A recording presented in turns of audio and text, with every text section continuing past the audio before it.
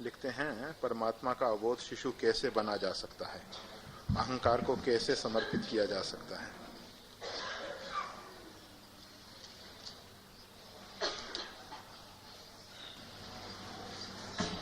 जब बनने की बात आई तो सुनिश्चित है कि बिगड़ना शुरू हो गया। अबोध शिशु बनने की आप कोशिश करेंगे। शिशु को तो माता पिता जन्म देते हैं, अपने पुरुषार्थ की देन नहीं है। अगर अपने पुरुषार्थ की देन होती तो शायद फिर शिशु बन जाते। सनकादिक को लगा कि जैसे जैसे अवस्था बढ़ती है वैसे वैसे माइक जंजाल, हमारे अंदर मल विक्षेप आवरण जिनसे हम अपने स्वरूप से अलग हट जाते हैं, तो अच्छा यह है कि 5 वर्ष की अवस्था ही बनी रहे।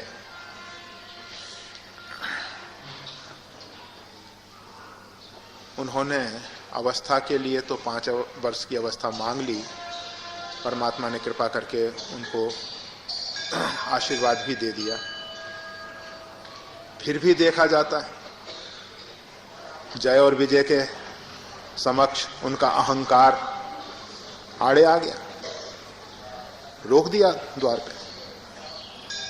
क्यों रोका, कैसे रोका, कौन होते हो रोकने वाले? ठीक है कि माता पिता के दरबार में शिशु को प्रवेश करने के लिए किसी प्रकार की रुकावट नहीं होनी चाहिए, परंतु अगर कोई व्यवस्था बनाई गई है तो उसका पालन भी कर लेना चाहिए। अगर वो वास्तविक में शिशु ही होते तो इस प्रकार की रुकावट से परेशान तो नहीं होते, श्राप तो नहीं देते। ज्यादा से ज्यादा इतना किया जा सकता था, धक्का दे के अंदर घुस जाते या रोने लग जाते। शिशु के पास तो वीटो पावर है रोने की। भाई बालक का बल क्या है? रुदन। परंतु ये सब नहीं हुआ, अहंकार प्रकट हो गया। तो जो अगर हम शिशु बन भी जाएंगे तो भी हमारा अहंकार तो जाने वाला नहीं। हां, जो अबोध शिशु बनने की बात कही जाती है उसका तात्पर्य सिर्फ इतना है, आप खूब सफेद दाढ़ी हो जाए, सफेद बाल हो जाएं, अर्थात वृद्धावस्था आ जाए। उस अवस्था में भी अगर सरलता आ गई, अहंकार शून्यता आ गई, अहंकार घट गया, कम हो गया, तो आप शिशु हो सकते हैं। शिशु में भी थोड़ा लेश मात्र अहंकार तो रहेगा ही।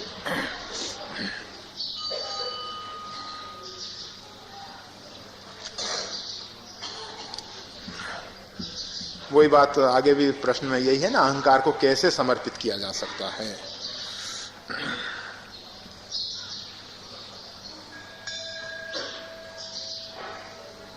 जप तप अनुष्ठान खूब करो, अधिक से अधिक करो, जितना अधिक हो सके उतना करो। और करते समय, करने से पूर्व, करते समय और करने के बाद परमात्मा से निवेदन करना, प्रार्थना करना कि प्रभु ये जो क्रियाकलाप है, ये जो जप तप अनुष्ठान है, वो सब आपके द्वारा ही कराया गया है। आपने ही अंतःकरण में प्रेरणा दी है, आप ही शरीर में सत्ता सामर्थ्य प्रदान करके क्रिया रूप में उसको परिणित किए हैं और आप ही उसको समर्पित करा रहे हैं। ऐसे अंदर से प्रार्थना करना, ऐसे अंदर से भावना पैदा होने देना। जब हम इस प्रकार से प्रार्थना कर रहे हैं, इस प्रकार की भावनाएं आरोपित कर रहे हैं, तो भी हमारा अहंकार तो काम कर ही रहा है। फिर भी अहंकार से बचने का उपाय है प्रार्थना और जप जब अंतःकरण शुद्ध हो जाता है तो स्वाभाविक ही अहंकार खोजने से भी नहीं मिलता। जो अच्छे नाम जापक हैं, जिन्होंने परमात्मा की कृपा से नाम जप किया है, वो जानते हैं कि परमात्मा कृपा करके उनको स्वयं अनुभव करा देते हैं कि वास्तविक में जीव करता नहीं है। ये सब सृष्टि विलास जो है ये परमात्मा का ही लीला है, परमात्मा की ही लीला है। उसके अतिरिक्त ना कुछ हुआ है, ना हो रहा है, ना होगा। तो इसके लिए कोशिश वाली बात में हम सोचें कि अहंकार कोई ऐसे फूल है कि परमात्मा के श्री चरणों में रख दिया, ऐसा तो है नहीं। शब्दों से हम कहते हैं कि हमने अहंकार परमात्मा को समर्पित किया, अंदर से हम कहते हैं कि अहंकार परमात्मा को समर्पित करना है, परंतु वो भी सब अहंकार की ही लीला है, अहंकार का ही खेल है और कुछ नहीं हो रहा। वो तो स्वयं कृपा करके अहंकार को छीन लें, परंतु जब परमात्मा अहंकार को छीनने लगते हैं तब हमको तकलीफ होती है। बस यहां थोड़ी सी हमारी भूल हो जाती है। भूल ये है, एक तरफ तो हम परमात्मा से प्रार्थना करते हैं कि प्रभु इस अहंकार को ले लीजिए, दूसरी तरफ परमात्मा कृपा करके जब उसको छीनने लगते हैं, जिस भी कारण से हमारे अहंकार को ठेस लगती है, वो परमात्मा का खेल है और परमात्मा हमारे अहंकार को छीन रहे हैं। उस समय हमको प्रसन्न होना चाहिए, अंदर से आह्लादित होना चाहिए और उस समय अहोभाव से भरे होना चाहिए कि प्रभु आपने बहुत बहुत अनुग्रह किया जो इस अहंकार को ले लिया। अगर ये स्थिति आपकी आने लग गई है तो आप वास्तविक में अहंकार को समर्पित करना चाहते हो। और अगर ये स्थिति नहीं आई है, किसी ने आपके साथ अभद्र व्यवहार किया, किसी ने आपकी निंदा की, किसी ने आपको अपशब्दों का प्रयोग किया और उस समय अगर आप उद्विग्न हो गए तो समझ लेना कि आप अहंकार को छोड़ना नहीं चाहते, सिर्फ धोखा दे रहे हो। प्रश्न करने के लिए प्रश्न कर दिया है, कहने के लिए कह रहे हो कि अहंकार कैसे छूटे, परंतु अहंकार को छोड़ने की कोई इच्छा नहीं है अंदर से। अगर इच्छा है तो जिस समय हमारा अहंकार टूटता है उस समय हमको आनंदित होना चाहिए, नाचना चाहिए, इतने आनंद में हम भरे हों कि वाह परमात्मा ने कैसी कृपा की है। परंतु हम उद्विग्न हो जाते हैं, हम परेशान हो जाते हैं, हम तो उदासीन स्थिति में भी नहीं रह पाते। अगर हम उदासीन रह जाते अर्थात तटस्थ भाव से रह जाते, ना तो उससे हमको दुख होता ना हमसे उसको सुख होता, तब भी ठीक था। अगर सुख होता है बहुत अच्छी बात है, आपके अंदर आनंद उमगता है बहुत अच्छी बात है। अगर इतना नहीं हो पाता तो कम से कम शांत तो रह जाओ, परंतु शांत भी नहीं रह पाते, उद्विग्न होते हैं, दुखी होते हैं और कभी कभी तो हम इससे और आगे बढ़ जाते हैं। हम प्रतिशोध की भावना से भर जाते हैं, प्रतिकार के लिए हम रास्ते खोजने लग जाते हैं कि उसने ऐसा कहा, कैसे कहा, देख लेंगे उसको। ये जो स्थिति है ये अहंकार को छोड़ने वाली स्थिति नहीं है। और हम हमेशा एक बात दोहराते आ रहे हैं कि परमात्मा को हम धोखा नहीं दे सकते, उस अंतर्यामी को हम धोखा नहीं दे सकते। वो परमात्मा सर्वत्र परिपूर्ण है, हमारे रोम रोम में, रग रग में रम रहा है। हमारी हर एक स्थिति को वो बहुत अच्छे ढंग से जानता है। और हमने हमेशा एक बात दोहराई है कि परमात्मा के दरबार में पापियों का प्रवेश है, कोटि विप्र बदला गई जाओ, नहीं तजते भगवान, परंतु मोहि कपट छल छिद्र न भावा। भगवान को कपट और छल रूपी छिद्र अच्छे नहीं लगते। बस इन दो से बच जाओ, कपट और छल से। किसी को ठगने की कोशिश मत करो। और जब हम परमात्मा को ही धोखा देने लग रहे हैं, किसको छोड़ेंगे हम? हम परमात्मा के दरबार में जाके प्रार्थना में कहने लगते हैं, तमेव माता च पिता तमेव बंधुश्च सखा तमेव विद्या द्रविणम तुमेव, और द्रव के पीछे दौड़ रहे। क्या है? परमात्मा नहीं जानते कि ये हमको भी धोखा दे? मुस्कुराते होंगे, प्रसन्न होते होंगे अपने नादान बच्चों की नादानी को देख के। नादानी किस प्रकार की है? अहंकार युक्त नादानी है। अहंकार से रहित नादानी होती ना, बहुत अच्छा था। परमात्मा को लगता होगा कि देखो अपने आप को तो कितना चतुर समझता है, और ये चतुराई मेरे दरबार में भी लेके आ गया। छोड़ के जाओ परमात्मा के दरबार में, तो कम से कम चतुराई को छोड़ दो, अपनी इस बुद्धि की कुशलता को छोड़ दो। जैसे हो वैसे परमात्मा के दरबार में प्रकट कर दो। परमात्मा को ये आवरणों को ढक के जाने की जरूरत नहीं। परमात्मा को ये आवरण अच्छे नहीं लगते। परमात्मा पर्दा नहीं चाहता। परमात्मा चाहता है कि निरावरण होके आओ, जैसे अंदर से हैं वैसे खुला हृदय रख दो। ठीक है, अगर हम में कमियां हैं तो उनके सामने रख दो कि प्रभु जैसे हैं आपके हैं। जब हम इतना साहस कर लेंगे कि परमात्मा के सामने अपने आप को छिपाने की कोशिश नहीं करेंगे, अपने आप को सही बताने की कोशिश नहीं करेंगे। दुनिया को तो हम धोखा दे ही रहे हैं कि दुनिया के सामने हम कोशिश करते हैं कि किस प्रकार से अपने आप को सही बताएं, परंतु कम से कम परमात्मा को तो धोखा मत दो। और जब आप परमात्मा को धोखा नहीं देने की भावना से भरे होगे तो सिर्फ मंदिर में ही नहीं, मंदिर में तो निष्कपट होगे ही, परंतु इसके साथ साथ आपको यह भी समझ आएगी कि परमात्मा जो है सर्वत्र परिपूर्ण है, इसलिए कहीं भी छिपाने जैसा कुछ नहीं है। इसीलिए संतों ने कहीं नहीं छिपाया।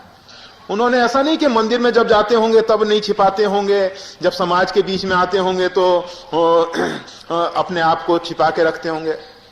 नहीं, जो कुछ जैसे हैं प्रकट कर देते थे, और इसीलिए वो संत हो सके। तो अहंकार के समर्पण की बात है, अबोध शिशु बनने की बात है। तो इसके लिए सबसे पहले इस छल कपट को छोड़ दो, दुराव को छोड़ दो, कुछ बनने की चेष्टाओं को छोड़ दो। अच्छा बनने की चेष्टा ही तो हम बहुत कर रहे हैं ना, एक आदर्श स्थापित करने की हम कोशिश कर रहे हैं ना।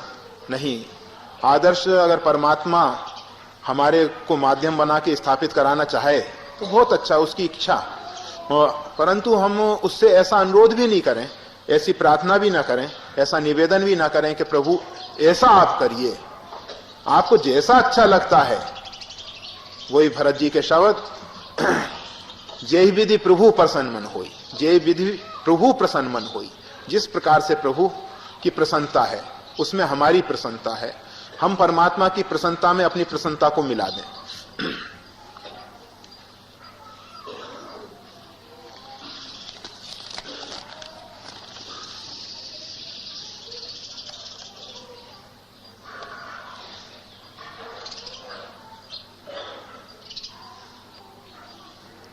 श्री राम। मैंने आत्म साक्षात्कार नहीं किया है। स्वानुभूति के बिना सब पोपट बिल्ली की कहावत जैसा है। ऐसी ग्रंथि या मान्यता मृत्यु के समय पर हानिकारक हो सकती है। जो व्यक्ति ने श्री गुरु से मंत्र दीक्षा प्राप्त की है और जो सज्जन ने मंत्र दीक्षा नहीं प्राप्त की है, इन दोनों की मृत्यु के बाद कैसे कैसे गति होती है।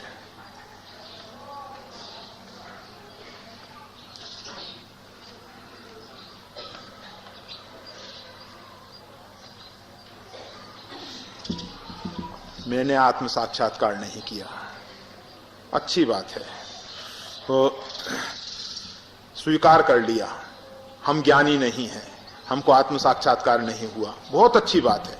जैसे हैं वैसा अपने आप को स्वीकार कर लेने में कोई आपत्ति नहीं। अज्ञानी हैं, ठीक है, अज्ञानी हैं, और दुष्चरित्र हैं, ठीक है, दुष्चरित्र हैं, जैसे हैं वैसे ही अपने आप को स्वीकार कर लेते हैं। स्वानुभूति के बिना सब पोपट बिल्ली की कहावत जैसा है, यथार्थ है। और वैसे तोता आप जानते हैं, तोता पोपट अपने पिंजरे में बंद होके कहता रहता है राम राम कहो, राम राम कहो, और अगर उसको मुक्त कर दिया गया। पिंजरे में तो बिल्ली नहीं आ पाएगी ना, इसलिए मुक्त करने वाली बात कह रहा है। और बिल्ली ने आके गर्दन दबाई, टें करके मर गया। उसको इतनी समझ नहीं है कि राम नाम क्या है। राम नाम अंतकाल में स्मरण होने से सद्गति होती है, ये सब उसको समझ नहीं है। परंतु हम सब तो ऐसे तोते हैं, जानते हुए भी अनजान बने हुए। तोते का तो सिर्फ प्रारब्ध का शरीर है, उसको कर्म करने की स्वतंत्रता नहीं है। परंतु हम सबको तो परमात्मा ने कर्म करने की स्वतंत्रता दे रखी है। हमको परमात्मा ने इतनी समझ दी है, परमात्मा ने हम पे अनुग्रह करके गीता दी है हमको, परमात्मा ने कृपा करके हमको संत दिए हैं जो आपको बारंबार बताते रहे हैं कि अंतकाल परमात्मा का स्मरण करते हुए शरीर पूरा करोगे, प्रारब्ध पूरा करोगे तो परमात्मा के धाम की प्राप्ति होगी। परंतु इतनी इंतजार भी नहीं करनी है हम सबको तो आज ही परमात्मा के धाम में स्थित हो जाना है, ऐसी रुचि रखनी चाहिए। ठीक है, हो या ना हो एक अलग बात है, परंतु लक्ष्य तो इसी प्रकार का होना चाहिए। अंदर से भावना तो इसी प्रकार की होनी चाहिए कि आज इसी समय इसी क्षण हम परमात्मा के धाम में स्थित हो जाएं।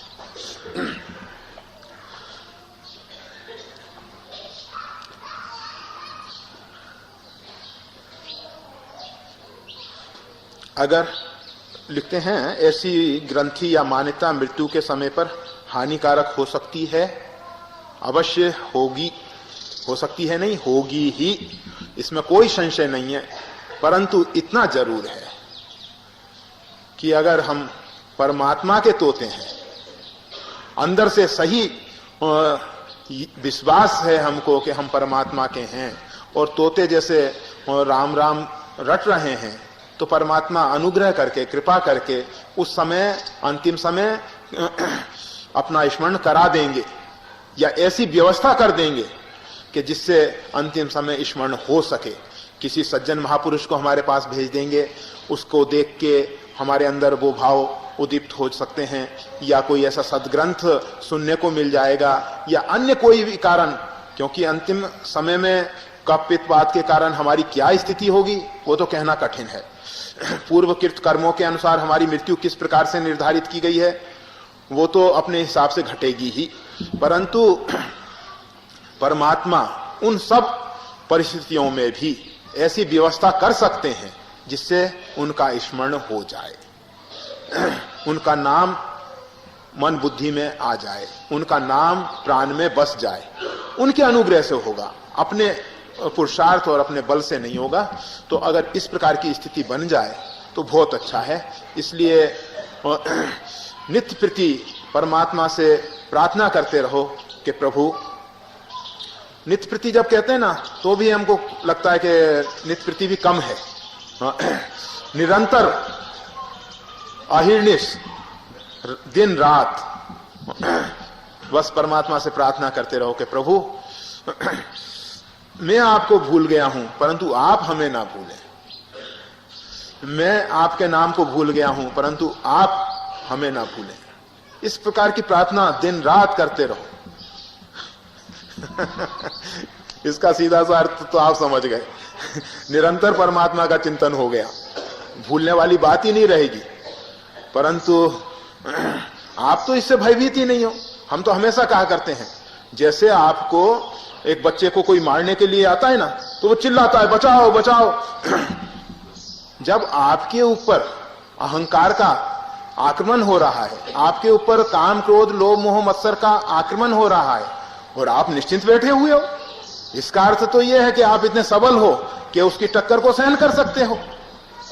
अगर उससे आप भयभीत होते, उससे आपको लगता कि इससे हम परास्त हो जाएंगे, तो निश्चित है कि आप एक सबल सहारे को खोजते और उस संबल से प्रार्थना करते, उस परमात्मा से प्रार्थना करते, उस आधार से प्रार्थना करते कि बचाओ। परंतु आप अपने जीवन में टटोल के देखें, अपने अंतःकरण को टटोल के देखें, क्या ऐसे अवसरों पे आप कभी प्रार्थना कर पाते हो? अगर कर पाते हो तो सौभाग्यशाली हो। बहुत से पत्रों में लिखा होता है अखंड सौभाग्यवती, हम कहते हैं कमाल है। ये कौन सा सौभाग्य है?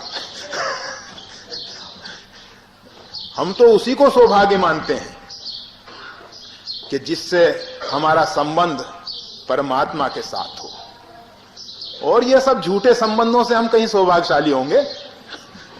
ये तो सब धोखे हैं, सम्मोहन है। श्री राम, हम ये नहीं कह रहे कि उन संबंधों को तोड़ देना, छोड़ देना। उन संबंधों में भी परमात्मा को देखना, पति के रूप में भी नारायण को देखना, पत्नी के रूप में भी आदिशक्ति भगवती को देखना। परमात्मा कृपा करें। बच्चों में भी गोपाल को देखना, श्री राम, रामलाल जी को देख लेना। हाँ, तो ऐसी ग्रंथि मान्यता मृत्यु के समय हानिकारक हो सकती है? प्रश्नवाचक है ना? हाँ, जरूर हो सकती है। अच्छा, फिर इसके बाद लिखते हैं, जो व्यक्ति ने श्री गुरु से मंत्र दीक्षा प्राप्त की है और जो सज्जन ने मंत्र दीक्षा नहीं प्राप्त की है, इन दोनों के मृत्यु के बाद कैसे कैसे गति होती है?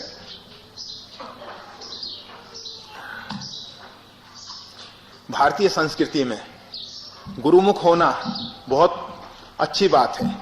कहते हैं अभी निगूरा है, गुरु नहीं किया है इसने। परंतु बहुत से भाई बहन ऐसे भी हैं कि गुरु करके औपचारिकता की तो पूर्ति कर देते हैं, परंतु गुरु से मंत्र दीक्षा लेने के बाद जो उनमें परिवर्तन आना चाहिए था वो नहीं आ पाता। वास्तविकता यह है कि शिष्य शब्द का अर्थ ही यह होता है कि गुरु के अनुशासन में चल सके। अगर गुरु के शासन में वो नहीं चल सकता तो शिष्य बनना बेकार।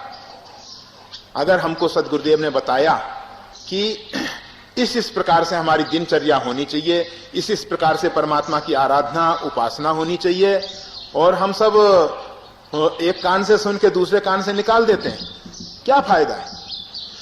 सुन के भी हम अनसुनी कर देते हैं, तब तो हमने अपराध ही किया ना। इससे तो गुरु दीक्षा नहीं लिए होते तो अच्छा था, कम से कम अपराधी तो नहीं बनते। परंतु हम सब गुरु के शासन को स्वीकार नहीं करते और अपने आप में एक दूसरा अहंकार कर लेते हैं कि हमने गुरु कर लिए। क्या गति होने वाली है? इससे अच्छा तो वो होगा जो अपने आप में सोचता होगा कि मैं कैसा अभागा हूं, कैसा नालायक हूं, जो मैंने अभी तक गुरु नहीं किए। कम से कम इसकी ग्लानि तो है उसको इस प्रकार का अहंकार तो नहीं हो गया कि बस अब मैंने तो गुरु कर लिया है। एक बात हमने पहले भी बताई थी। एक व्यक्ति नित्य नियम करता है, रोज प्रातःकाल 3 बजे ब्रह्म मुहूर्त में उठ जाता है और उठने के बाद अपनी संध्या उपासना विधिवत करता है। एक दिन क्या होता है, रात्रि में किसी कारणवश देर से सोता है। उसको लगता है कि पता नहीं प्रातःकाल जल्दी उठ पाएंगे या नहीं उठ पाएंगे। कोई अदृश्य शक्ति उसको समय पे जगा देती है। जाग के अपना नित्य नियम पूरा कर लेता है। उसके मन में एक विचार आता है कि ये कौन अदृश्य शक्ति है जिसने मेरे को इस समय जगाया। अंदर से एक भाव प्रकट हुआ, अंदर से उसने प्रार्थना की कि वो अदृश्य शक्ति मेरे सामने प्रकट हो। देखते देखते पाप पुरुष प्रकट हो गया। कहा कि आप? कहा हाँ, मैं तुम्हारा पाप हूं। तो मेरे को आपने क्यों जगाया? पाप पुरुष का तो ये काम नहीं है कि वो किसी व्यक्ति को भजन साधन में लगाए। आप मेरे को जगाए, भजन साधन की ओर प्रवृत्त किए, ये तो संत जनों का काम है। आप पाप पुरुष नहीं है, आप शायद छद्म वेश में हैं, मेरे को धोखा देना चाह रहे हैं। आप सही रूप में प्रकट होइए। पाप पुरुष बोला कि वास्तविक में मैं तुम्हारा पाप ही हूं। मैं कोई छद्म वेश धारण करके नहीं आया हूं। कहा फिर क्यों जगाया? जगाने के पीछे एक कारण था। 1 वर्ष पूर्व ऐसी ही घटना घटी थी।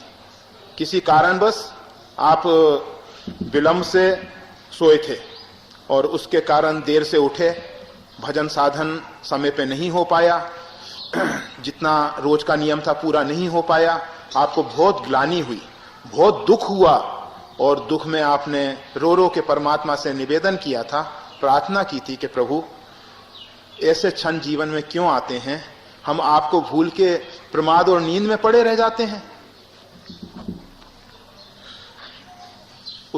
उस समय जो आपकी व्याकुलता थी, उस समय जो आप में दैन्य अवस्था प्राप्त हुई थी, आपको दैन्य अवस्था प्राप्त हुई थी, उससे आप परमात्मा के काफी निकट पहुंच गए थे।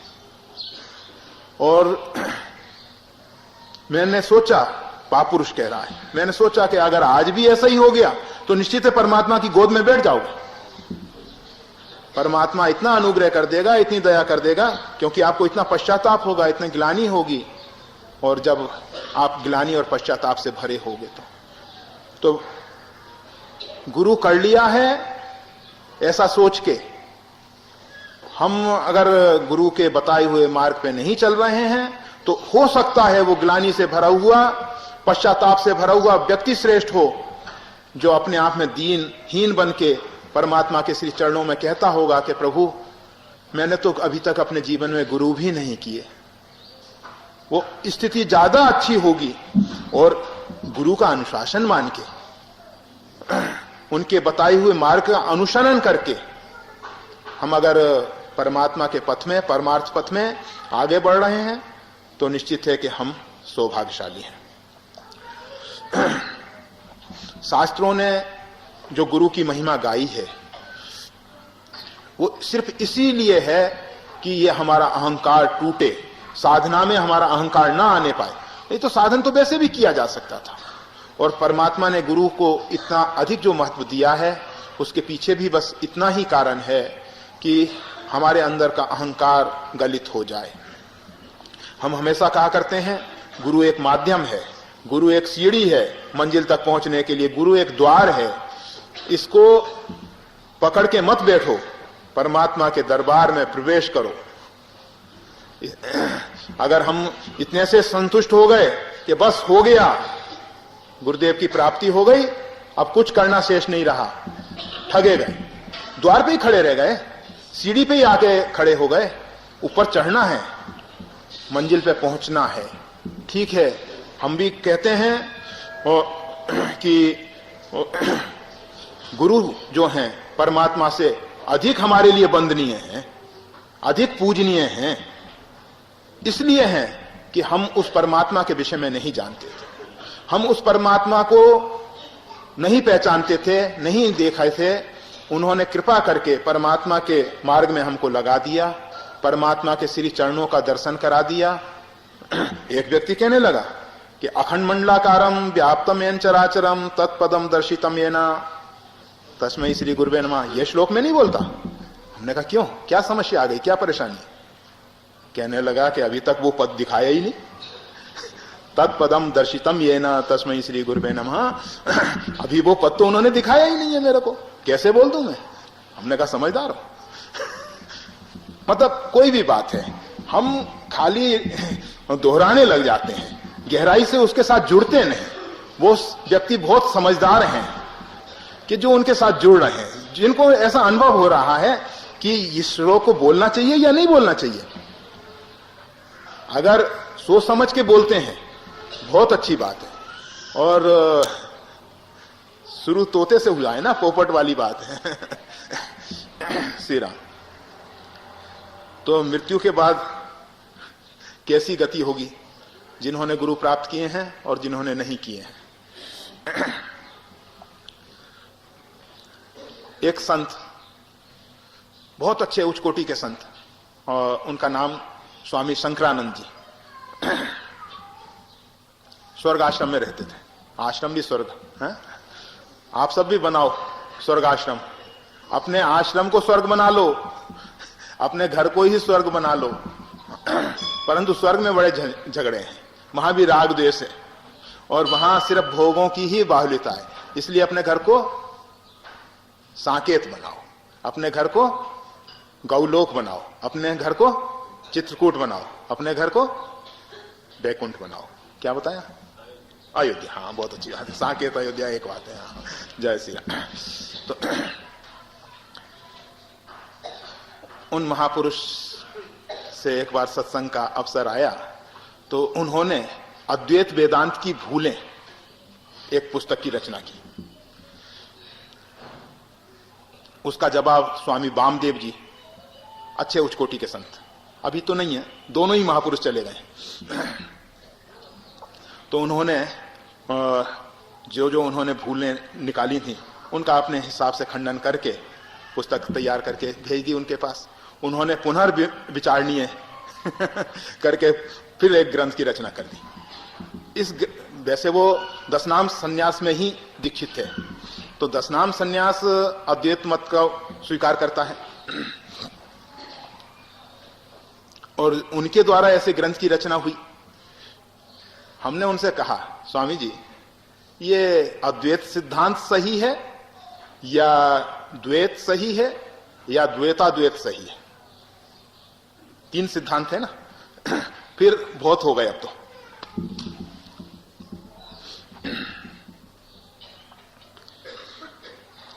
उन्होंने एक बहुत महत्वपूर्ण बात कही कि देखो, एक व्यक्ति जो सिद्धांत नहीं जानता परंतु सही कर्म करता है, सदाचरण करता है, उसकी क्या गति होगी? क्या उसका कुछ बिगड़ सकता है? कदापि नहीं।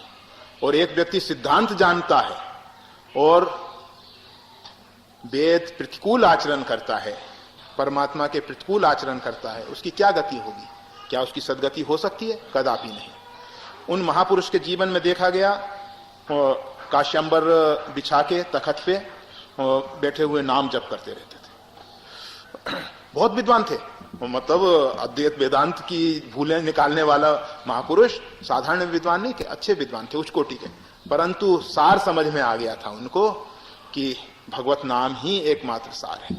तो कहने का मतलब यह है, गुरु किया हो या ना किया हो, वैसे गुरु करना चाहिए जिससे हमारा अहंकार गले, जिससे हम परमात्मा के नजदीक पहुंचे। वशिष्ठ जी बता रहे थे कि एक सज्जन, जब तक उन्होंने गुरु नहीं किए थे तब तक तो बहुत साधना करते थे, और जब से गुरु किए तब से साधना में शिथिलता आ गई। कारण क्या है? माया देखती है कि अभी इसने गुरु नहीं किया है, अभी जो साधना करेगा इसका कोई फल नहीं मिलने वाला, इसलिए उस समय तक खूब साधना कराते हैं। और जब गुरु कर लिया, साधना का परिणाम मिलने लगा या मिलेगा, ऐसी स्थिति पैदा हो गई, तो माया उसमें अवरोध बना देती है। अहंकार आ जाता है कि मैंने तो अब गुरु कर लिया। तो भाई, गुरु करने के बाद अहंकार ना आने पाए, गुरु करने के बाद हम वेद प्रतिपादित मार्ग का त्याग ना कर दें। अगर हम गुरु करने के बाद वेदोक्त मार्ग पे चल रहे हैं, शास्त्र प्रतिपादित मार्ग पे चल रहे हैं, गुरु के द्वारा निर्देशित मार्ग पे चल रहे हैं, तब तो कल्याण होगा ही। और अगर हम उसको छोड़ के स्वेच्छाचारी बन गए हैं तो कल्याण नहीं हो सकता। लगभग इतना पर्याप्त है।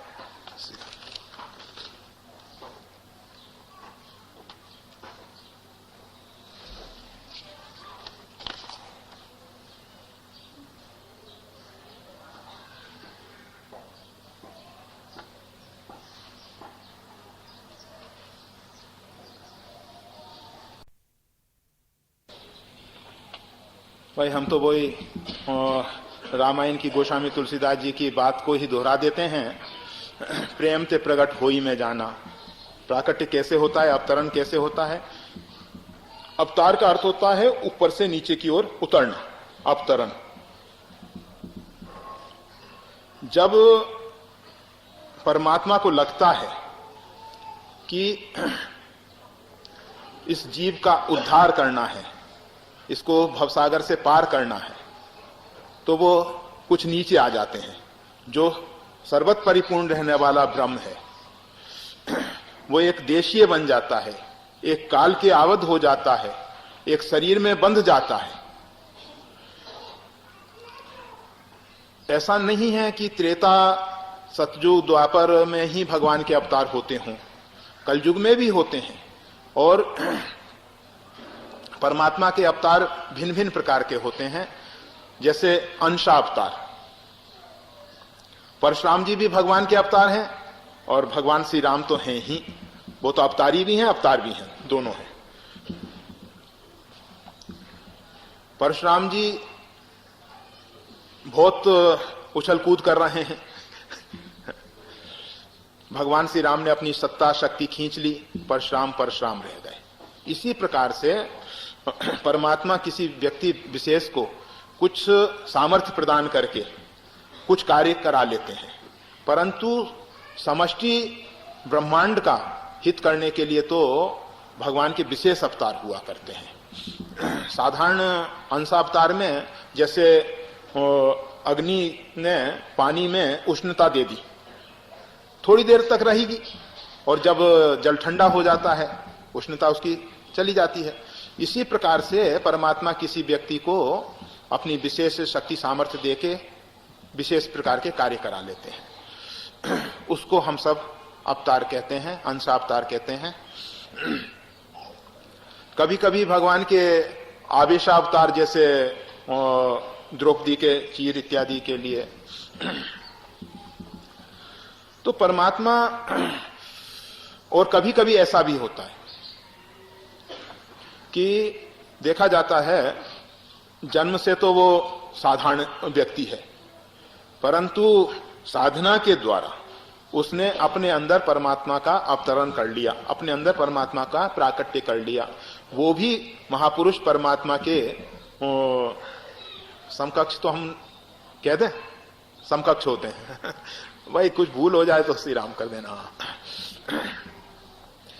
तो कहने का मतलब है, इस प्रकार से भारत में एक बड़ी विचित्र बात देखी जाती है कि भगवान के अवतार तो बहुत होते हैं, परंतु अवतारों के साथ लोग इतना संघर्ष करते हैं, इतना संघर्ष करते हैं, कहा नहीं जाता, और बाद में उनकी पूजा करते हैं। जब वो जीवन काल में रहते हैं ना, तब तो शिरडी वाले साईं या अन्य महापुरुष जो भी हों, उनके जीवन में लोगों ने उनको बहुत परेशान किया, कम परेशान नहीं किया। उनकी स्थिति काफी दयनीय रही, परंतु बाद में आज हम उनको अवतार कहने लग जाते हैं।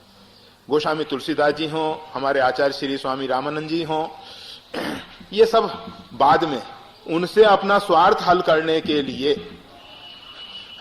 उनको भगवान कहने के पीछे सिर्फ व्यक्तियों को अपना स्वार्थ हल करना है। तो ऐसा जो हो रहा है ये अच्छी बात नहीं। दूसरी बात ये कि अपने आप को भगवान और अवतार मान लेना, ये एक भारी भूल है, क्योंकि ये हाड़ मांस का पुतला क्या भगवान हो सकता है? भगवान की तो देह भी चिदानंदमय देह तुम्हारी। भगवान का शरीर जो है चिदानंदमय होता है, चैतन्य होता है, आनंदमय होता है, जड़ नहीं होता। तो इसलिए अपने आप को अवतार मानना भूल है।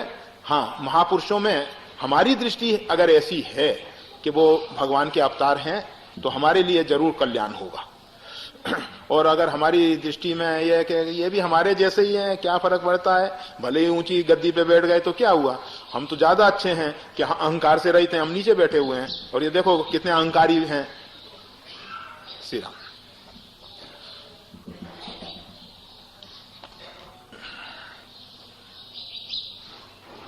भगवान का प्राकट्य कैसे होता है, वो उस बात में सिर्फ एक ही सूत्र याद रखना कि भक्तों का प्रेम ही परमात्मा को प्रकट करता है, और कोई दूसरा कारण नहीं है कि जिसके कारण भगवान प्रकट हों।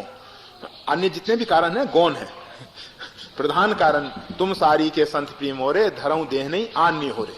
अन्य प्रार्थना से, अन्य निवेदन से भगवान प्रकट नहीं होते। संत जनों के लिए, सज्जनों के लिए, भक्तों के लिए ही भगवान का भूमंडल पे अवतरण होता है। शिरडी वाले साईं बाबा, हम नहीं जानते के अवतार हैं या नहीं। हमारी दृष्टि में तो महापुरुष हैं, हम उनको नमस्कार कर लेते हैं। संत महापुरुषों को हम वंदन करते हैं, करना ही चाहिए। और अवतार होके ज्यादा ऊंचा स्थान हमारे अंदर पाएंगे ऐसा हमको नहीं लगता, परंतु संतों को भगवान से ऊंचा स्थान देना चाहिए, वो बात समझ में आती है। इसलिए अवतार ना मान के अगर उनको संत महापुरुष माने तो ज्यादा अच्छा होगा। बहुत से भगवान रामकृष्ण परमहंस को भगवान, हम तो उनको भी एक महापुरुष के रूप में ही देखते हैं, क्योंकि भगवान से ऊंचा स्थान मिल जाएगा ना। संतों के रूप में हम परमात्मा से अधिक उनके प्रति भाव से भर सकते हैं। अगर कोई व्यक्ति को संतों को मानने में तकलीफ हो रही हो तो जरूर अवतार माने, कम से कम अवतार मान के उनके निकट तो जाए। परंतु वहां जाके भी हम उनके सामने भी यही लौकिक मांगे रखें और सांसारिक कार्यों की पूर्ति के लिए प्रार्थनाएं करें तो उनको अवतार भी ना मानो तो अच्छा है, उनको फिर अपने जैसा मान लो वो अच्छा होगा। जैसे हमें हमारे पास आके कोई प्रार्थना करे तो क्या होने वाला है। श्री राम।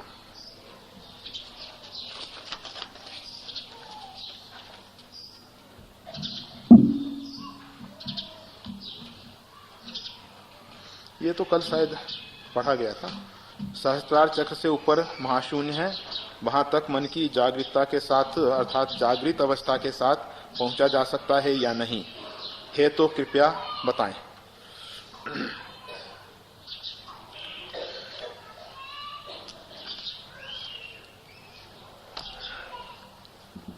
आप सबके बीच में अनेकों बार कहा गया है कि सुषुप्ति जो अवस्था है उस समय भी जीवात्मा परमात्मा के साथ होता है, परंतु वो जड़ अवस्था है मन बुद्धि की, इसलिए उसका अनुभव सही अनुभव नहीं हो पाता। जैसे अंधेरे में हम इस हॉल के बीच में आ जाएं तो हमको कुछ नहीं दिखाई देगा, और अगर जागृत अवस्था में हम आते हैं तो सब देख पाते हैं। इसी प्रकार से तुरीयावस्था जो है उसमें जागृत अवस्था में ही महाशून्य सहस्त्रार के ऊपर जो महाशून्य है उसी को योगियों ने हृदय स्थान माना है, वहीं परमात्मा का निवास है। एक हृदय ये है, इसमें तो रक्त का मतलब संचारण करने के लिए एक पंप का काम करता है, मतलब रक्त बाहर से अंदर आता है, फिर स्वच्छ होता है, फिर बाहर जाता है। इस प्रकार से रक्त को संचारित करने के लिए है। परंतु योगियों ने जो हृदय स्थान माना है जहां परमात्मा का नित्य निवास है वो सहस्त्रार के ऊपर ही है, उसी को महाशून्य कहा गया है। जिस जिस शब्दों में जिन्होंने कहा हो ठीक है। तो जागृत अवस्था में पहुंचा जा सकता है, उसी को तुरीयावस्था कहते हैं।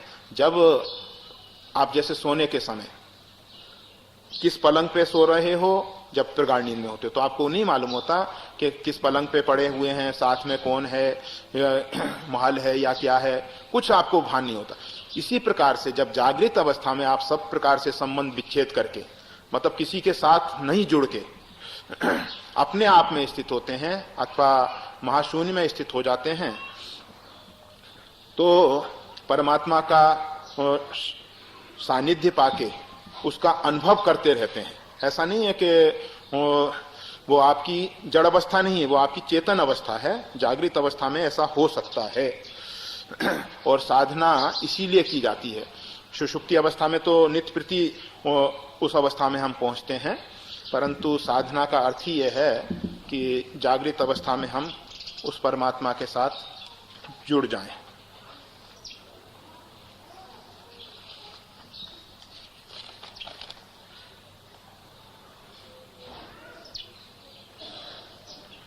अग्यारस का महत्व क्या है और सभी गुरुजी अग्यारस करने की सलाह क्यों देते हैं? हमें तो ये भी नहीं मालूम सभी गुरुजी देते हैं।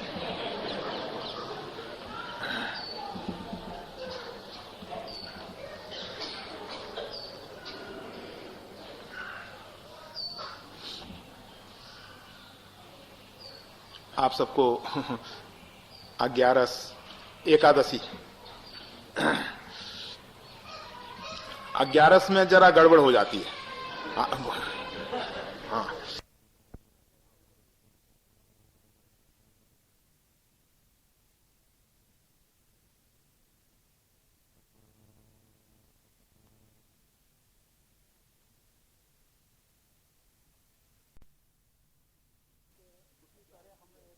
उसी तरह हम एक 11 की व्यवस्था करने में जुट जाते हैं और उतने से भी संतोष नहीं होता, फिर द्वादशी की भी तैयारी होती है कि अब द्वादशी को क्या होना चाहिए।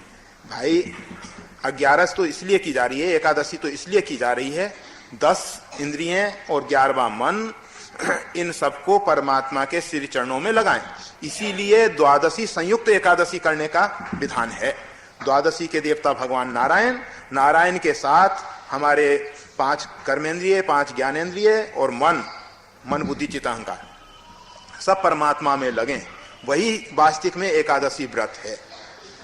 जैसा खाएंगे अन्न वैसा होगा मन, इसलिए कहा गया कि निराहार रहो। एकादशी के लिए व्रत की जो व्यवस्था है वो इसी प्रकार की है कि 10वीं के दिन एकाशन मतलब एक समय भोजन ले, दूसरे रात्रि के समय भोजन ना ले। हम नहीं करते भाई, हम तो रात्रि के समय ही ले रहे जैसे। तो 10वीं के दिन एक समय भोजन ले, एकादशी के दिन निर्जला रहे अर्थात जल भी ना ले। हमने आज तक अपने जीवन में एक एकादशी व्रत नहीं किया। कारण ये है कि सवेरे उठ के जल पीने का अभ्यास, जल पी नहीं पड़ता है, कैसे निर्जला होगी। परंतु जो विधान है बता रहे हैं और अपनी कमी भी बता देते हैं कि भाई नहीं किया, करना चाहिए क्योंकि सब गुरुजी कहते हैं, करना जरूर चाहिए। तो एकादशी में द्वादशी के दिन भगवान नारायण की उपासना पूजन करके चरणोदक से पारण करें, भगवत नैवेद्य प्रसाद दूसरों को आए हुए अतिथियों को दे के फिर ग्रहण करें, तब एकादशी व्रत होता है।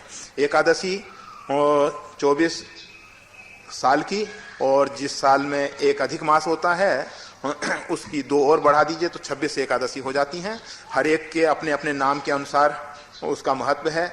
मोक्षदा मोक्ष देने वाली है, कामदा कामनाओं की पूर्ति करने वाली है। जिस प्रकार की एकादशी है वो अपने अपने फलों को तो देती है। जो निष्काम भाव से एकादशी व्रत करते हैं तो परमात्मा की भक्ति उनको मिलती है, और भक्ति जीवन का परम ध्येय है, जीवन का परम लक्ष्य है, गौरी शंकर शिखर है। इसलिए एकादशी की महिमा गाई जाती है, इसीलिए सब गुरुजी कहते हैं। वैसे हमें मालूम है बहुत से गुरुजी नहीं भी कहते होंगे परंतु जिसने लिखा है अगर उसके विचार में ये बात आ गई है कि सब संत कह रहे हैं, सब गुरुजी कह रहे हैं, तो बहुत अच्छी बात है। गुरु की आज्ञा मान लो, एकादशी व्रत करना ही चाहिए, सबको करना चाहिए। परंतु एक बात जरूर ख्याल रखें कि अगर किसी कारणवश हम निर्जला नहीं रह सकते, कुछ समस्याएं हैं अपनी शारीरिक, तो खाली जल पी के रह जाओ। अगर इतना भी नहीं रह सकते तो पयहार। अब पयहार में एक समस्या आई। एक व्यक्ति कहने लगा कि भाई हम तो पयहार करके एकादशी करते हैं। हमने कहा दूध कहाँ से लेते? कहा गाय का दूध तो लेते हैं। अरे भाई गाय के दूध में भी समस्या है। आजकल गायों को मतलब ताड़ना देके, कुछ इंजेक्शन इत्यादि देके उसके शरीर को शोषण करते हुए दूध दुहा जो होता है, तो वो जो दूध है कैसे हमारा कल्याण करेगा? गाय का वही दूध अच्छा है जिसकी हम पूरे अच्छे ढंग से सेवा करें और उसकी इतनी अधिक तृप्ति हो जाए कि बछड़े से अधिक दूध बचे और उसको हम ले लें, और उस दूध को लेके भगवान को निवेदित करके प्रसाद रूप में लें, तो वो दूध तो अच्छा। इसके लिए तो एकमात्र उपाय है गौ पालन, गौ सेवा। आप सब में मतलब बहुत लोग ऐसे हैं कुत्ते को पालना अच्छा समझ रहे हैं। अरे इतने अच्छे ढंग से उस कुत्ते को रखते हैं जैसे बच्चे को भी नहीं रख सकते। बच्चे को भी इतना प्यार नहीं देते जितना कुत्ते को प्यार देते। और गौ माता की सेवा में समस्या आ जाती है कि क्या करें, शहरों में तो रखने की जगह नहीं है, कहां से उसके लिए चारे की व्यवस्था करें? उस कुत्ते के लिए सब व्यवस्था हो जाती है। उसके लिए जैसा आहार चाहिए वैसा आहार। तो गाय माता तो शुद्ध सात्विक आहार लेने वाली है। हमारे घर में जो रोटी बनती है वो भी ले लेती है, सब कुछ ले लेती है। उसके लिए तो कोई जरूरी नहीं है कि कुत्ते का जो विशेष सामिष आहार इत्यादि देना पड़े। परंतु हम गौ पालन नहीं कर पाते, अथवा अगर गौ पालन नहीं कर सकते तो ऐसी जगह से दूध लें, जानकारी हो कि जहां गाय की सही रूप में सेवा होती है और सही रूप में ही। आजकल कलयुग में इसीलिए ये धर्म कर्म में बड़ी समस्याएं आ गई, क्योंकि सब लोग अपने अपने स्थान से गिर गए। किस प्रकार से गौ सेवा होनी चाहिए। श्री राम। तो वैसे नियम जो है एकादशी का वो यही है कि अगर निराहार ना रह सके तो दुग्ध पान करके रहे, और दुग्ध पान करके भी ना रह सके तो अन्न दोषों से बचने के लिए, अन्न में दोष है इसलिए फलार में कंद मूल फल का फलार ले ले। और फिर तो आपके लिए छूट है, जितने आप उसमें पदार्थ बना सको बनाओ। नाना प्रकार के भोग, नाना प्रकार के व्यंजन, 36 भोग और क्या 56 भोग, 36वां व्यंजन। हाँ, 56 प्रकार के भोग लगाओ और 36 प्रकार के व्यंजन। व्यंजन कहते हैं जो लवण युक्त हैं, नमक से मिलके बनते हैं, जिनमें नमक पड़ता है। और मधुर मिष्ठान जो हैं वो हैं भोग। तो 56 प्रकार के भोग लगाओ और 36 प्रकार के व्यंजन चलेगा। क्योंकि हाँ, कभी कभी आप सब सोचते हो गए 56 से भी ज्यादा है भाई, उसमें दोनों गिन लेते हैं ना। हमारे पुजारी तो कहता है कि इस बार अन्नकूट को 108। हम कहते हैं ये गिनती परमात्मा को मत दिखाओ, अपने अहंकार को मत दिखाओ कि हमने भगवान के लिए 108 प्रकार के भोग लगाए, इतने प्रकार के व्यंजनों का भोग लगाया। परमात्मा इससे कभी प्रसन्न नहीं होने वाला है। परमात्मा की प्रसन्नता प्रेम से भरे हुए पदार्थ में है। अगर हम प्रेम से भरा हुआ भगवान के लिए नैवेद्य में सूखी ज्वार की रोटी ले जाएंगे तो वो भगवान प्रेम से पालेंगे। और अगर हम नाना प्रकार के भोग उपेक्षा के दृष्टि से अपने अहंकार को प्रदर्शित करने के लिए कि हमने इतने प्रकार के भोग लगाए आदि आदि, तो परमात्मा उससे कभी प्रसन्न नहीं हो सकते हैं। श्री राम। फिर भी हम जो एकादशी के लिए कह रहे हैं कि नाना प्रकार के पदार्थों का भोग लगाओ, उसमें कोई आपत्ति नहीं है। उसके पीछे कारण सिर्फ इतना है कि ना करने से, एकादशी व्रत जो नहीं करते हैं उनसे इसलिए आप अच्छे हो कि कम से कम एकादशी के नाम पे आप अपने जीवन में कुछ परिवर्तन ला रहे हो। आपके मस्तिष्क में एक विचार आ गया है कि आज एकादशी है। ये जो विचारधारा है आज एकादशी है, ये भी आपके कल्याण में सहयोगी बन जाएगी, इसलिए आपको छूट दी जाती है। अन्यथा एकादशी व्रत का कोई फल नहीं मिलने वाला है। नाना प्रकार के जो ये पदार्थ और फलार हम जब कर रहे हैं तो एकादशी व्रत का कोई फल नहीं मिलेगा। फिर भी अन्न दोष से हम बच जाएंगे। हमारे विचार में एक पवित्र विचार आया कि आज एकादशी है, उस कारण से जैसे हम बहुत से अपराधों से मंदिर में बच जाते हैं, कहते हैं भगवान के सामने तो कम से कम झूठ नहीं बोले, भगवान के सामने तो ऐसा ना करें। तो इतना तो अच्छा हुआ कि हम मंदिर में जाके इन अपराधों से बच गए। और जो मंदिरों में जाके भी वही अपराध कर रहे हैं तो वो तो फिर बहुत भयंकर अपराधी हैं, वो वज्र पाप हो जाते हैं जिनको दूर करना कठिन हो जाता है। श्री राम। तो एकादशी का महत्व परमात्मा के श्री चरणों की परा प्रेमा भक्ति प्रदान करने वाला व्रत है, इसलिए इसकी महिमा बहुत ज्यादा है। और फिर प्रत्येक एकादशी का महात्म की कथा तो वो एकादशी महात्म की पुस्तक में आती है, किसी से पढ़ना, पढ़वा लेना, सुन लेना, जैसा हो अच्छा है। अभी एक आध और बाकी है भाई।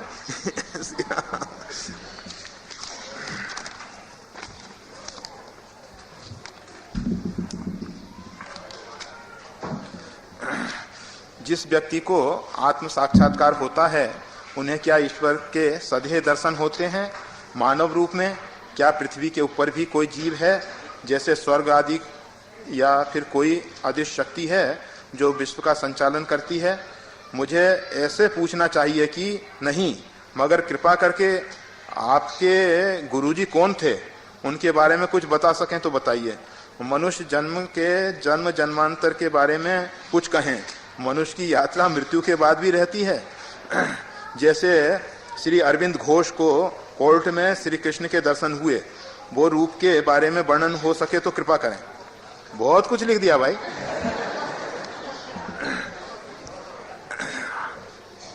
इन्होंने जितना लिखा है उससे कम में ही उत्तर देना पड़ेगा। श्री राम।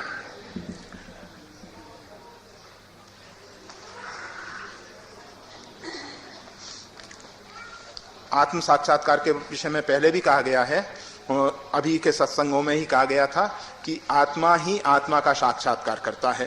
तो ये जो बात है कि सधे दर्शन, हाँ भगवान ईश्वर जो है, जैसे अरविंद घोष के विषय में इन्होंने लिख रखा है, महर्षि अरविंद कहेंगे हम, घोष ना कह के, श्री राम।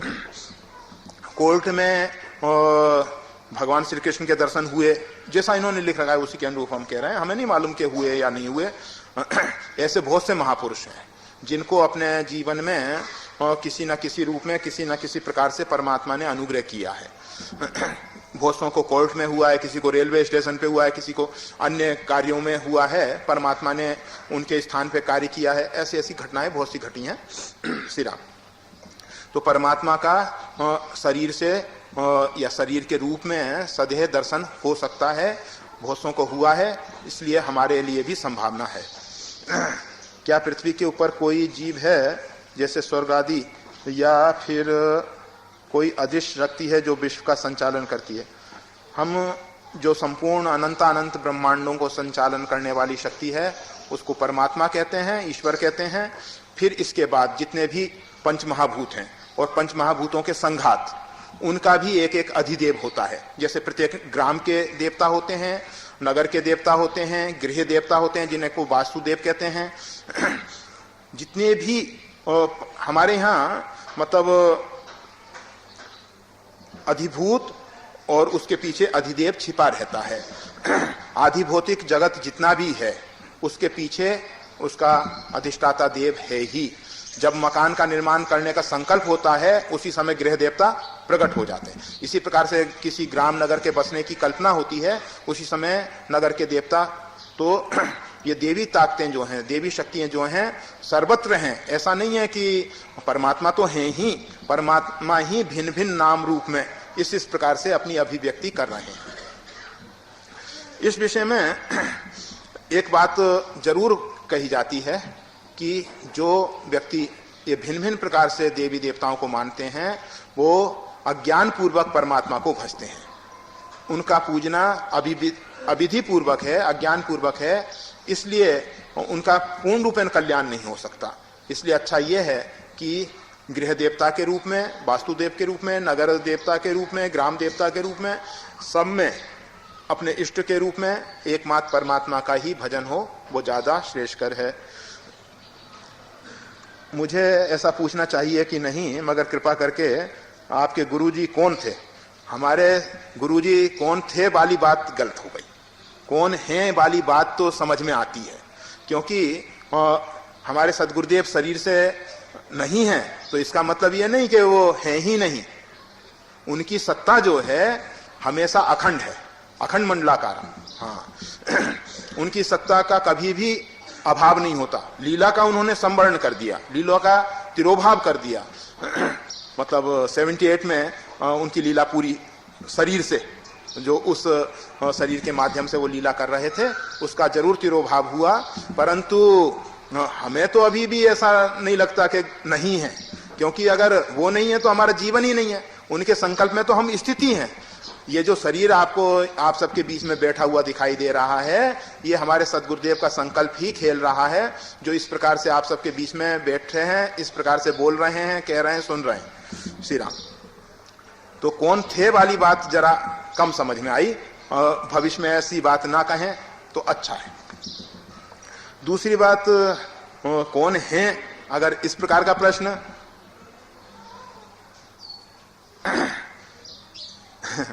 जो सच्चित आनंदमय परमात्मा है वही गुरु बन के आए थे। इस प्रकार से उन्होंने लीला की और फिर अपने सच्चिदानंद घन स्वरूप में स्थित हैं। मतलब परमात्मा ही गुरु के रूप में उस समय लीला करने के लिए प्रकट हो गए और लीला का संवरण करके श्री राम। उनके बारे में कुछ बताएं। परमात्मा के विषय में कुछ कहना सूर्य को दीपक दिखाने जैसा। उनके विषय में तो ज्यादा नहीं कह पाएंगे। अपने विषय में इतना कह पाते हैं कि मौसम कौन कुटिल खलकामी, जही तन दियो ताही बिसरायो, ऐसो नमक हरामी। ऐसे जीव पे उन्होंने कृपा की, इसलिए वो उदार हैं। और सब प्रकार से छली मलिन जाको कतौ नहीं ठाऊं, जिसको कहीं भी स्थान नहीं है, उन्होंने आश्रय दे दिया, उन्होंने अपने श्री चरणों में स्थान दे दिया, इसलिए उनको नमस्कार है। मनुष्य जन्म के जन्म जन्मांतर के बारे में कुछ कहिए श्री राम। मनुष्य की यात्रा मृत्यु के बाद भी रहती है। श्री राम, हम सब भारतीय तो इस बात को स्वीकार करते ही हैं कि जीव जो है माता के गर्भ में आया, उससे पहले भी उसका अस्तित्व है। मृत्यु उपरांत अर्थात शरीर को छोड़ के वो दूसरे शरीरों को भी धारण करता है, कभी कभी सूक्ष्म शरीर से भी अन्य अन्य स्वर्ग नरक इत्यादि के भोगों को भी भोगता है। श्री राम, तो कहने का मतलब यह है कि ये यात्रा अनवरत चलती आ रही है, अभी से नहीं प्रारंभ हुई है, पहले से प्रारंभ है और भविष्य में चलती रहेगी जब तक उसको आत्मबोध नहीं होता, आत्मज्ञान नहीं होता, जब तक परमात्मा के श्री चरणों में परा प्रेमा भक्ति नहीं होती। जब परमात्मा कृपा करके उसको इस भवबंधन से मुक्त कर देते हैं, तभी जीव की ये महायात्रा पूरी होती है, उससे पूर्व नहीं। फिर उसके बाद फिर भगवान को अच्छा लगता है, फिर भेज देते हैं कि जाओ फिर घूम आओ। जय है श्री राम।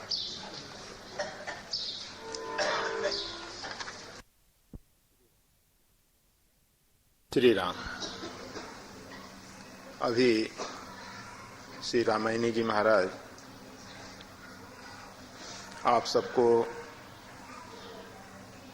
बता रहे थे कि हमारी दिनचर्या किस प्रकार की होनी चाहिए, किस प्रकार से हमको जीवन जीना चाहिए।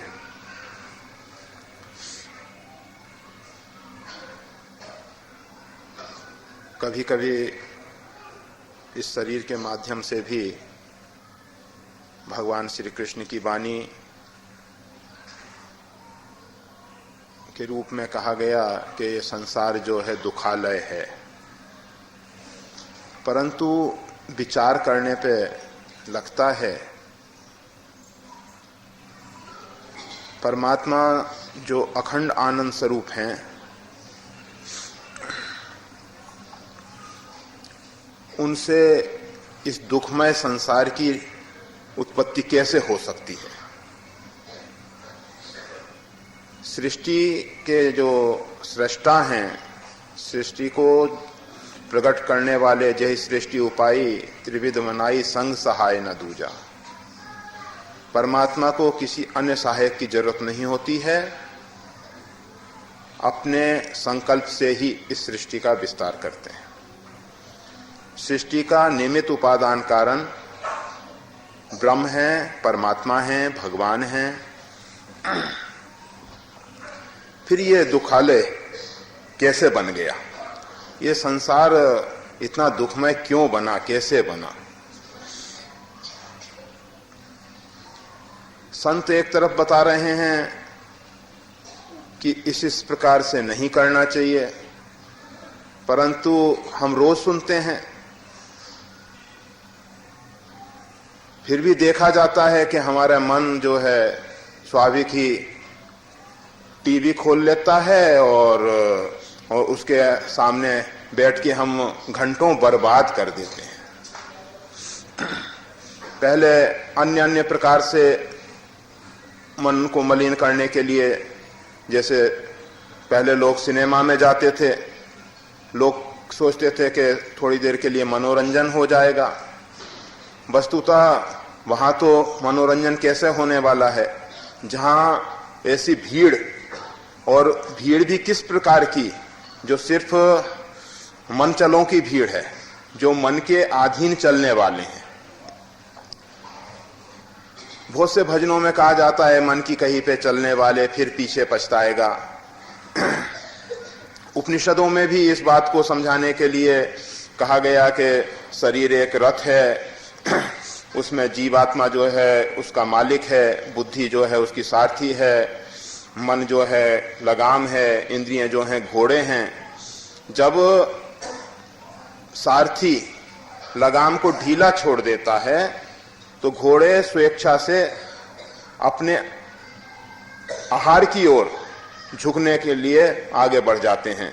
हरी हरी घास अगर किसी गड्ढे में है तो वो घोड़े जो हैं उसकी तरफ दौड़ पड़ते हैं। ये हाल इंद्रियों का है, ये हमेशा विषयों की ओर ही दौड़ा करती हैं। मन लगाम ढीली छोड़ रहा है, बुद्धि उस पर कोई अंकुश लगा नहीं रही है। जब ऐसी स्थिति होती है तो हमारा जो रथ है गड्ढे में गिर जाता है। परेशानी किसको होती है? इंद्रियों सहित जो रथ का स्वामी मालिक जीवात्मा है उसको होती है। प्रश्न यह है कि ये मन की दौड़ स्वाभाविक ही विषयों की तरफ है, तो क्या इसको उनसे सीधे रोका जा सकता है, या परमात्मा ने ऐसा क्यों किया? भाई, हमने और आपने तो सृष्टि नहीं बनाई है, ये तो सुनिश्चित है। सृष्टि परमात्मा ने बनाई है और परमात्मा का संकल्प ही अपने आप में खेल रहा है। तो परमात्मा ने ऐसा क्यों किया कि संसार की तरफ हमारी दौड़, विषयों की तरफ हमारी दौड़? परमात्मा ऐसी कृपा कर देते, ऐसा अनुग्रह कर देते। पहले कहा जाता है कि आदि में तो परमात्मा ने ऋषियों को ही उत्पन्न किया। परमात्मा की जो मानसिक सृष्टि हुई ब्रह्मा जी के द्वारा, तो उसमें ऋषियों का प्राकट्य प्रथम हुआ है। वो ऋषि तो निश्चित है संयमी रहे होंगे। फिर ये हम सब में ये जो विकृति आई, तो क्यों आई, कैसे आई, इस पे जरा अगर गहराई से सोचा जाए। एक बात समझने की तो है, परमात्मा कोई क्रूर राक्षस नहीं है जो हम सबको दुखी देख के प्रसन्न हो, हम सबको तड़पते हुए देख के प्रसन्न हो। और ये एक प्रत्यक्ष अनुभव में आने वाली बात है कि अगर हम सब इन इंद्रियों को स्वेच्छाचारी होने देंगे तो निश्चित है हमारा पतन हो जाएगा। हमको वही विषय अच्छे लगते हैं जो हमको गिराने वाले हैं। हमको परमात्मा के भजन में रस नहीं आता, हमको परमात्मा के ध्यान में बैठने की इच्छा नहीं होती, हमारा ध्यान एकाग्र नहीं हो पाता। अगर हम नेत्र बंद करके बैठ भी जाते हैं तो मन वही विषयों का चिंतन करता रहता है। ये नहीं कि परमात्मा के स्वरूप का चिंतन करे अथवा निर्विचार की स्थिति में प्रवेश करे, नहीं हो पाता। 2 मिनट के लिए ध्यान नहीं हो पाता है हम सबसे। जब आप सब नेत्र बंद करके बैठते हो, बहुत से तो ऐसे होंगे कि जो नेत्र ही नहीं बंद कर पाते होंगे, बहुत से नेत्र बंद कर भी लेते होंगे तो अंदर अपने जो संसार को बसा रखा है उन्होंने, उसका दर्शन करते रहते होंगे, उसी का चिंतन करते रहते होंगे।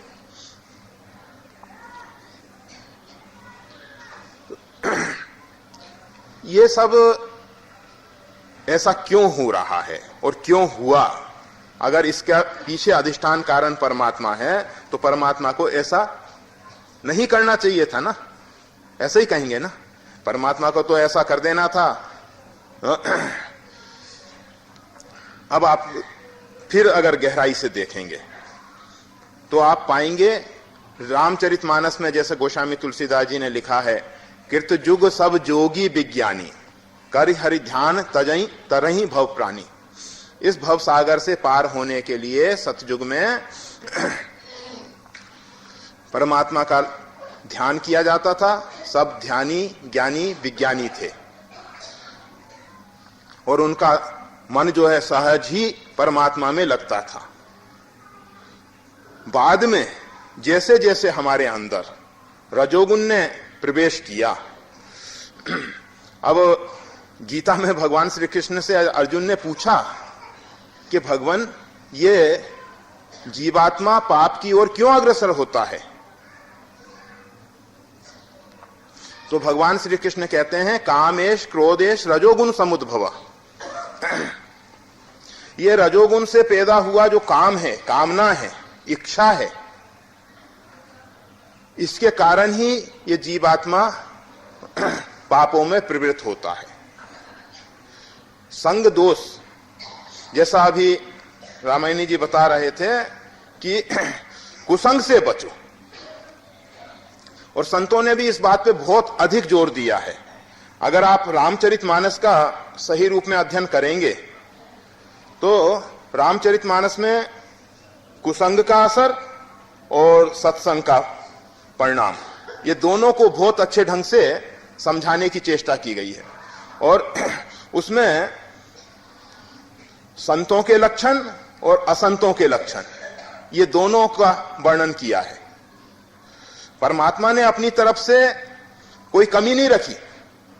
परमात्मा ने मानव को विवेक बुद्धि दिया, समझ दी, और समझ देने के साथ साथ ऐसे पवित्र ग्रंथ दिए, ऐसे संत महापुरुषों का समागम दिया।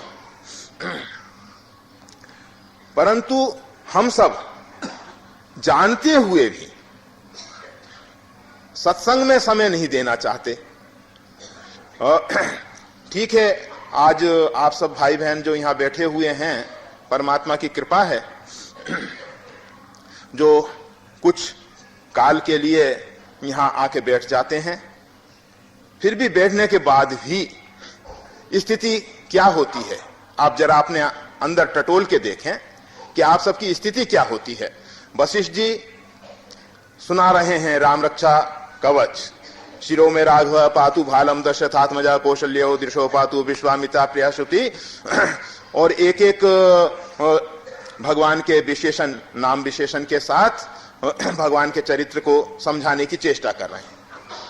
आप देख रहे होंगे उस समय कि आपका चित्त कहां कहां जा रहा था। कोई ऐसे चंद व्यक्ति होंगे, बहुत कम व्यक्ति होंगे जो भगवान के चरित्र के साथ उस समय जुड़ पाए होंगे। इसी प्रकार राम रक्षा का पाठ आप सब नित्य प्रति कर रहे हैं। ऐसा नहीं है कि राम रक्षा के पाठ करने वाले यहां कम होंगे, बहुत हैं, बहुसंख्यक हैं। और बहुत से भाई बहन तो ऐसे हैं कि जो बहुत अधिक पाठ कर लेते होंगे। किसी किसी ने तो प्रत्येक दिन 108 पाठ भी किए होंगे। फिर भी मन की स्थिति दयनीय है। कुछ दिन पूर्व हमारी बहनों ने एक भजन गाया था, मन तो ही के ही विधि समझाऊं। गोस्वामी तुलसीदास जी स्वयं कहते हैं, प्रभु जी मोरो मन हठ न तजे। हो हारियों, मैं तो हार चुका हूं। अनेक प्रकार से इसको शिक्षा दी, परंतु ये मानने के लिए तैयार नहीं। जब बड़े बड़े महापुरुषों की यह स्थिति है, श्रीमद गोस्वामी तुलसीदास जी महाराज जैसे संत जिन्होंने अपने जीवन में परमात्मा का साक्षात्कार किया, मीरा, सूर, कबीर, इन सब महापुरुषों के जीवन में अगर इनका साहित्य आप पढ़ेंगे तो आप पाएंगे कि मन की स्थिति इनकी बड़ी दयनीय रही होगी। तभी उन्होंने परमात्मा से इस प्रकार की प्रार्थनाएं की हैं। तो मन जो है स्वाभाविक नीचे की ओर जाना चाहता है। हम सब देखते हैं, जब गंगा स्नान करके नौका को ऊपर की ओर ले जाना चाहते हैं तो बहुत पुरुषार्थ करना पड़ता है। धारा के विपरीत दिशा में हमको जाना है, और जब वहां ऊपर पहुंच गए, वहां से नाव को छोड़ दिया, सहज ही कुछ मिनटों में काफी दूरी एकदम तय कर देती है। पतन में इंसान को कोई समय नहीं लगता, सीढ़ियों पे चढ़ने में बहुत समय लगता है आपको, परंतु ऊपर से गिरने में कोई समय नहीं लगता। ये मन का सहज स्वभाव है पतन की ओर। परमात्मा ने ऐसा ही इसका स्वभाव बनाया है।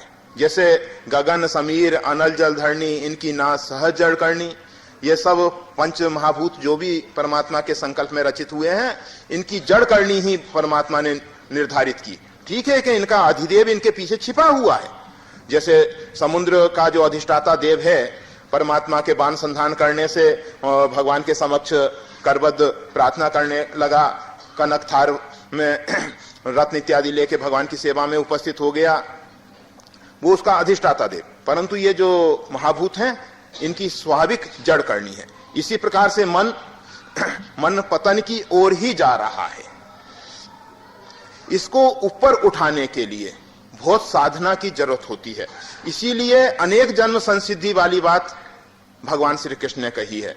गोस्वामी तुलसीदास जी ने भी इस बात को जन्म जन्म मुनि जतन कराही, अंत राम कही आवत नाही। अर्जुन ने जब भगवान श्री कृष्ण से प्रश्न किया कि प्रभु ये मन बहुत चंचल है, और जिस प्रकार से वायु के स्थान में किसी ज्योत को स्थिर करना कठिन है, इसी प्रकार से इस मन को स्थिर करना कठिन है। भगवान श्री कृष्ण ने कहा कि कठिन जरूर है, परंतु असंभव नहीं है। संभव है अगर प्रयास करोगे तो। प्रयास में भगवान श्री कृष्ण ने दो बातें बताई। अभ्यासेन तु कौन्ते वैराग्येन च गृह्यते।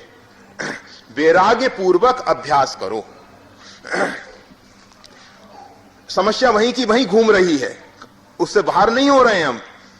वैराग्य होता नहीं। हमने जिन विषयों को बहुत बार भोग लिया, 84 लक्ष योनि हैं, 84 लक्ष शरीर हम सब धारण कर चुके हैं, और उन शरीरों में जैसा रामायणी जी बता रहे थे, आहार निद्रा भय मैथुन इन सब का खूब सेवन किया। इंसान इतना भोजन नहीं कर सकेगा। जब हम हाथी रहे होंगे तो कितना खाया होगा। और पशुओं में हम सुबह से शाम तक चरते होंगे। अब तो कम से कम सुबह बाल भोग, दिन में राजभोग और शाम को ब्याह, 3 बार में आ गए। परंतु पहले तो हमारी स्थिति बहुत चढ़ने की रही है। यहां तक सुबह से शाम तक लगे हैं। पक्षियों की भी हालत यही है, जलचरों की हालत यही है कि सुबह से शाम तक अपने जल में आहार खोजते रहते हैं और ग्रहण करते रहते हैं। हाँ, कुछ कुछ अभी भी मानव ऐसे हैं जो अपनी पशुता को नहीं छोड़ पाए हैं। तो उनके जीवन में ऐसा देखा जाता है कि वो बस सुबह से शाम तक कुछ ना कुछ मुंह में आते रहना चाहिए। और हमने एक वृद्ध महिला को देखा जिसके शरीर में चलने की ताकत नहीं है, खड़े होने की ताकत नहीं है, परंतु मुंह में पान सी रहा। हम किसी की आलोचना नहीं कर रहे। जो मैं कहता नहीं नैनन देखी, जो नैन से देखा उसके परिवार वाले उसको बड़ी कठिनाई से वहां लाए। परंतु दिन में, मतलब रात्रि में तो हम कहने जा रहे थे, परंतु शायद बंद हो जाता होगा, रात्रि में नहीं चबाती होगी पान, परंतु दिन भर बकरी जैसे कुछ ना कुछ खाने को चाहिए। क्या स्थिति है हमारी, है? तो इतना लंबे समय से हम आहार करते आए, फिर भी आज तक तृप्ति नहीं हो सकी। सोने की स्थिति, पशु जीवन में हम बहुत सोए हैं। आप देखेंगे सूर्यास्त हुआ और पशु विश्राम के लिए अपनी तैयारी कर लेते हैं। उनको भी तैयारी में, अब देखिए पक्षी जो है घोंसले बना लेते हैं और पशु भूमि में गड्ढे कंदराएं खोज लेते हैं, कहीं छेद बिबर बना लेते हैं। उसके अंदर अगर इतनी सामर्थ्य नहीं है तो किसी झाड़ी झुरमुट में अपने आप को छिपाते हैं, क्योंकि सुख की अपेक्षा तो सबको है। ऐसा कोई जीव नहीं है जो सुख नहीं चाहता, वो भी चाहते हैं। फिर उसके साथ साथ भय भी सबको लगा हुआ है, तो इसलिए सब समूह में रहने की कोशिश करते हैं। पशु पक्षी भी समूह में इसीलिए रहते हैं कि उनको भय है कि कहीं बाहर से आक्रमण ना हो जाए। 12-12 घंटे सोए उन शरीरों में, और आज भी बहुत से मानव, बहुत से तो अपनी निद्रा को देखिए, आहार और निद्रा ये दो चीजें ऐसी हैं जिनको आप अगर व्यवस्थित कर लें तो जितने से आपका शरीर स्वस्थ रह सकता है उतनी कम नींद में आप रह सकते हैं, और आहार भी जितना कम आप करके शरीर आपका स्वस्थ रह सकता है उतने में रह सकते हैं। परंतु हम सब करते क्या हैं, और जरूरत से ज्यादा आहार ग्रहण करते हैं, फिर वजन बढ़ने लगता है। वजन बढ़ने लगता है तो फिर हम दूसरी कोशिशें, फैट सॉल्व कैप्सूल खाएंगे किसी प्रकार से ये समस्या का हल हो। फिर कभी कभी थोड़े दिन लंबे व्रत उपवास भी करने लग जाते हैं। श्री राम तो कह रहे थे कि इसी प्रकार से पशु जीवन में जरूर एक बात अच्छी रही, वो है प्रजनन काल में ही जो समय काल उनके लिए एक प्रकृति ने बनाया है, जिन जिन पशुओं के लिए जोन जोन से काल निर्धारित किए हैं, उसी में वो प्रजनन की व्यवस्था करता है, अर्थात अपनी स्त्री वर्ग की योनि से संभोग करता है। परंतु मानव ने तो इस विषय में तो बहुत अधिक, देखिए गीता में भगवान श्री कृष्ण ने काम को नरक का द्वार भी कहा है और काम को अपना स्वरूप भी बताया है। दोनों बातें गीता में कही गई हैं। भगवान श्री राम के जन्म से पूर्व गुरु वशिष्ठ जी ने पुत्रेष्टि यज्ञ करवाया।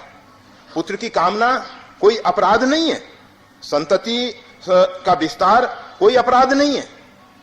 संतति की इच्छा से, पुत्रेच्छा से, पुत्री की इच्छा से, मतलब संतान की इच्छा से काम का उपभोग जो है शास्त्र विहित है, शास्त्र निषिद्ध नहीं है। परंतु जब वो काम स्वेच्छाचारी हो जाता है, मर्यादाओं का अतिक्रमण करने लग जाता है, आप देखेंगे गंगा जो है भक्ति की धारा है, राम भक्ति जहां सुरसरी धारा, सरसई ब्रह्म विचार प्रचारा। परंतु वो जो गंगा भक्ति की धारा अपने कगार को छोड़ के स्वेच्छाचारिणी हो जाए, भक्ति अगर स्वेच्छाचारिणी होती है तो विध्वंसकारिणी हो जाती है। उसके लिए भी एक पद्धति चाहिए, एक मर्यादा चाहिए, अपनी सीमाओं से बाहर ना जाए। और जब गंगा में इस प्रकार के बाढ़ इत्यादि आती है तो फिर लोग गंगा को मां ना कह के आलोचना करने लग जाते हैं। इसी प्रकार से काम जो है परमात्मा का स्वरूप है, परंतु शास्त्र विहित, शास्त्र निषिद्ध नहीं। ये हमारे जीवन में जो अव्यवस्था बनी है, गीता में भगवान श्री कृष्ण ने इस बात को अच्छे ढंग से बताया है। ये शास्त्र विधि मृत्सृजम वर्तते काम कारतः, जो शास्त्र विधि को छोड़ के स्वेच्छाचारी अपनी कामनाओं के अनुरूप बहने लग जाता है, अपनी मनमानी करने लग जाता है, वो ना तो इस लोक में सुखी होता है ना परलोक में सुखी होता है। अगर हमको अपने जीवन में सुख और शांति का साम्राज्य देखना है, परमात्मा ने जो हमको अमूल्य जीवन दिया है इसको गलत दिशा में ना जाने दें। और इसकी सुरक्षा के लिए ये आप सबको जो मंत्र इत्यादि का उपदेश होता है, मंत्र इत्यादि जप के लिए प्रेरित किया जाता है। हमने पहले भी कहा था कि पहले का मानव जो था आज से ज्यादा संयमी था। हो सकता है कि वो इस प्रकार के अनुष्ठान विधान कम करता हो, परंतु फिर भी ज्यादा संयमी था। और आज का मानव दिन प्रतिदिन इस विषय में, बहुत से मानव तो इन सब बातों को सिर्फ उपहास करके, इसका मजाक करके एक तरफ करने की कोशिश कर रहे हैं। बहुत से लोगों ने धर्म को अफीम का नशा कहा है, कुछ लोगों ने अपने आप को सम्मोहित करने का एक ढंग कहा है। परंतु वास्तविक में धर्म, वास्तविक में शास्त्र, हाँ, ये हम जरूर कहते आ रहे हैं कि शास्त्रों को समझना जरूर कठिन है। शास्त्रों में बहुत घोटाले हुए हैं। कुछ मनचले व्यक्तियों ने उसमें इस प्रकार की बातें प्रविष्ट कर दी जिससे लोग शास्त्रों से घृणा करने लग जाएं। जैसे आप देखेंगे, वाल्मीकि रामायण जैसा पवित्र ग्रंथ है, वाल्मीकि रामायण में एक शंबुक वध की कथा प्रविष्ट करा दी गई। एक शूद्र जो है वृक्ष पे उल्टा लटक के झूलते हुए तपस्या कर रहा है। कथा कहती है, कहानी कहती है, उसका दुष्परिणाम आता है, एक ब्राह्मण के बच्चे की हत्या हो जाती है, एक ब्राह्मण का बच्चा मर जाता है। वो ब्राह्मण उस बच्चे को भगवान श्री राम के दरबार में लेके आते हैं। महर्षि वशिष्ठ बताते हैं कि राज्य में कहीं अनीति हो रही है, अधर्म हो रहा है, जिसका दुष्परिणाम ये बच्चा मरा है। भगवान श्री राम खोजने जाते हैं। इस प्रकार से वो शंबुक नाम का एक शूद्र जो है उल्टा तपस्या करता हुआ पाया जाता है, उसका सिरोच्छेद कर दिया जाता है। ये कथा प्रविष्ट करा दी गई है। अब आप गहराई से सोचें जरा, भगवान श्री राम जिनके पूर्वज मानधाता, उनके काल में भी एक बार अनवर्षण हुआ, वृष्टि नहीं हुई। कहा गया कि राजा के पाप से अनावर्षण हो रहा है, वृष्टि नहीं हो रही है। राजा वहां भी खोज करने के लिए गए, क्योंकि प्रजा जो पाप करती है उसका दायित्व राजा के ऊपर है। राजा प्रजा के आय में से, प्रजा के जो धन उपार्जन है उसमें से छठा अंश ले लेता है। इस कारण से, इसीलिए तो कहते हैं कि ये जो संत महात्मा हैं, आज देखा जाता है कि उनकी बुद्धि भी भ्रमित हो जाती है। क्यों हो जाती है? एक ही कारण है। मानस में भी इस बात को एक जगह स्पष्ट किया गया, राजा के उपरोहित ही ले गए बहोर। एक राक्षस जो है राजा के उपरोहित को, उसकी बुद्धि को भ्रमित करके हरण करके ले गया। होना क्या चाहिए था? तपबल विप्र सदा बरियारा। तपोबल से विप्र को तो शक्तिशाली होना चाहिए था, और अगर कोई उसके साथ ऐसा अनाचार करता, वो नष्ट हो जाना चाहिए था, राक्षस नष्ट हो जाना चाहिए था। राक्षस उसको हरकेल नहीं ले जा सकता था।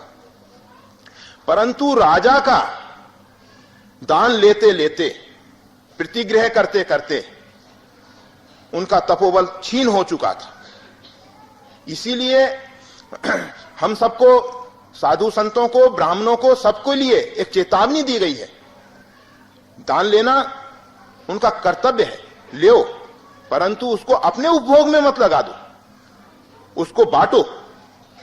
जहां जहां आवश्यकता है वहां वहां उसका सदुपयोग करो। दूसरी बात, नित्य प्रति अपनी संध्या उपासना के विषय में जागरूक रहो।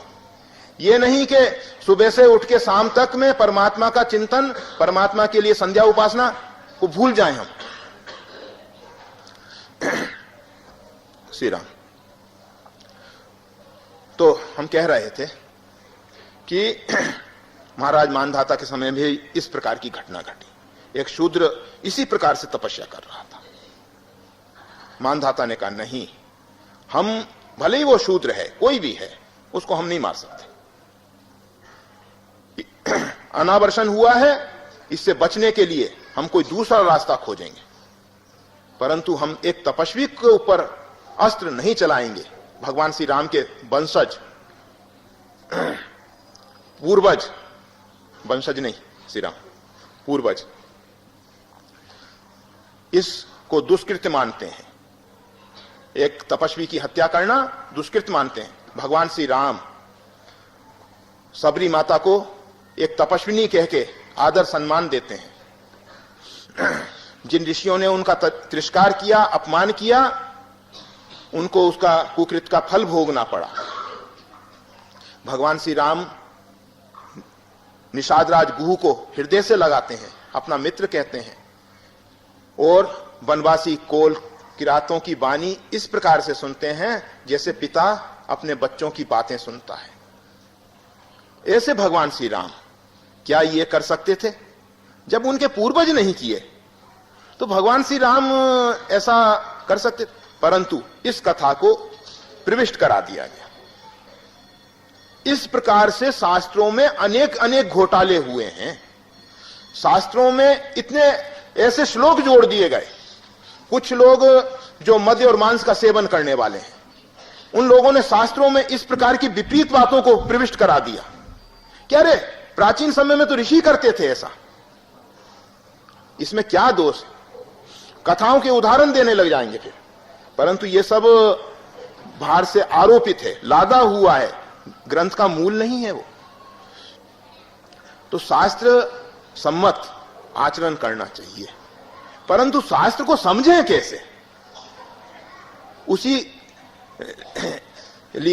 इसीलिए हम सब यहां एकत्रित होते हैं, शास्त्रों को समझने के लिए। क्योंकि गोस्वामी तुलसीदास जी एक जगह कहते हैं, शास्त्र जो है समुद्र जैसा है, उसमें खारा जल भरा हुआ है, संत उसमें से मधुर जल भगवत और भागवत चरित्र को ले आते हैं और उसको आप सबको प्रदान करते हैं। जिस प्रकार से मेघ जो हैं समुद्र में से मधुर जल लेते हैं, खारे जल को नहीं लेते, समुद्र में तो खारा जल भरा हुआ है। इसी प्रकार से संत महापुरुष जो हैं भगवत और भागवत चरित्र के माध्यम से आप सबको समझाने की कोशिश करते हैं। और ये जरूर है कि संत भी कभी कभी रोचकता के लिए